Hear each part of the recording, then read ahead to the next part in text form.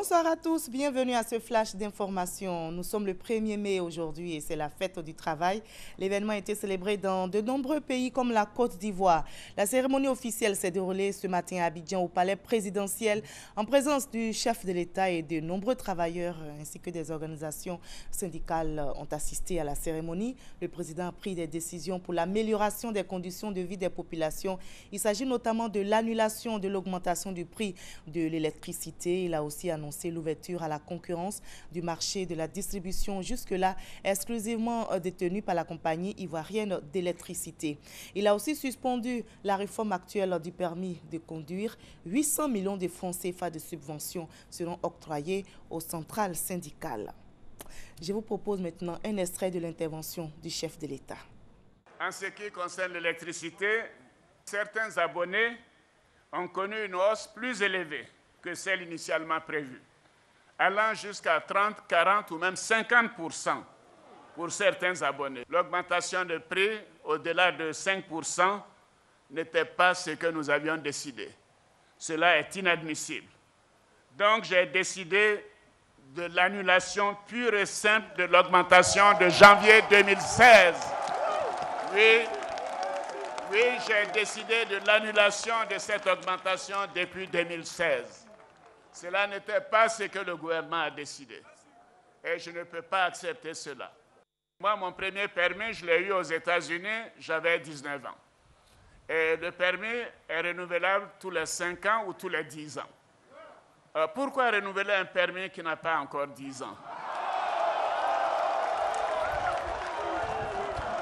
Je décide la suspension de cette opération. Voilà, que pensent les populations de ces différentes mesures prises par le chef de l'État? Nous regardons pour avoir une idée. La population attendait vraiment l'intervention du chef de l'État et ces dernières décisions viennent vraiment combler l'attente des Ivoiriens parce qu'il fallait que le président de la République montre vraiment qu'il est avec le peuple et pour le peuple, qu'il prenne encore d'autres décisions qui touchent aussi le domaine même du panier de la ménagère. Les transporteurs sont très heureux et nous disons merci à Dieu, merci à Alassane Ouattara d'avoir pris à bras le corps vraiment 50% de nos déshydratats. Parce que le seul diplôme qui est reconnu dans le secteur du transport routier, c'est le permis de conduire. Le fait que le prix du gasoil fluctuait, ça nous faisait peur un peu. Mais nous voulons de voir une stabilité du coût du gasoil. Nous promettons à la population, vu la joie qui nous anime ce 1er mai 2016, que la population sera aussi très joyeuse bientôt, qu'elle n'a qu'à nous laisser le temps de nous concerter rapidement pour sortir les nouveaux tarifs qui seront affichés dans tous les véhicules de transport. En France, malheureusement, l'ambiance est tout autre ce 1er mai. L'heure n'est pas du tout à la fête pour les travailleurs français qui défilent en ce moment même dans les rues pour protester contre le projet de loi du gouvernement. Ils sont des milliers à défiler, comme vous le voyez, dans toute la France. Donc ce 1er mai, à Paris, la capitale française, la manifestation a été marquée par des débordements. Des policiers ont été pris à partie par des manifestants. Comme on le voit, donc cette journée dédiée aux droits des travailleurs du monde entier a été émaillée de violences sur le sol français.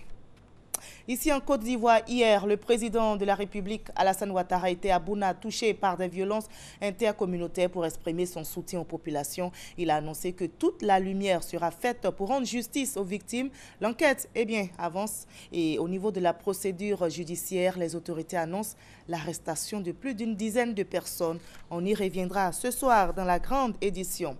Pour terminer, 2 attentats ont simultanément frappé la Turquie aujourd'hui, 1er mai. Le premier donc a visé un poste de police à Gaziantep dans le sud du pays, tuant 2 agents. Le second a frappé dans le sud-est où 3 soldats ont péri.